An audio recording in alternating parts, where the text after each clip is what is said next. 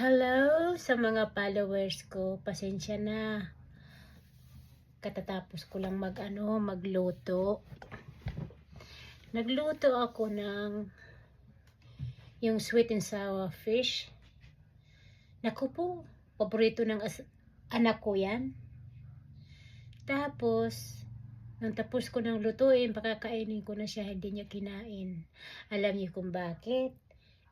Ibang isda ang binili ko. Naku talaga. Kaya na-disappointed ako. Pero okay lang. At least alam ko na sa susunod hindi niya yung isda na yan ayaw niya. Anyhow, nakikipagkwento lang ako sa inyo. Doon sa Lawaan, yung pangako ko sa inyo, ay tutuparin ko yan. Huwag kayong mag-alala.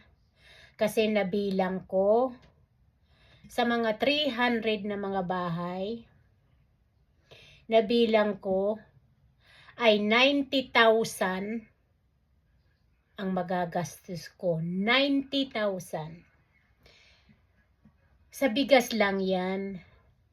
So, siyempre sasamahan ko yan ng mga, halimbawa ulam, kape, yung mga ganun na bagay ba, sasamahan ko yan. So, siyempre, panibago na naman yan na 90,000. Kasi siyempre, binibilang ko na. Pangako ko yan, ibibigay ko yan sa inyo. Nag-iipon lang talaga ako. Pasensya na, sekretary. Pasensya na, kapitan, sa mga kababayan ko dyan, sa baryo ng Lawaan. Ibibigay ko yan malapit na. At pinag-iipunan ko yan kasi wala akong pinapangako nga napapako. Ayoko yung napapako. Gusto ko yung talagang nangyayari yun. So, pinag-iipunan ko sa pasensya lang kayo, kapitan. Pasensya muna ha, Jerilyn, sa sekretary. Pasensya muna. Sana pakishare nitong videos ko at sana doon sa Tagalawaan na bibigyan ko ng tulong ay aabutin ako ng 200,000. So, abutin ako ng 200,000. Kaya nag-iipon pa ako. Pero malapit na, huwag kayong mag-alala.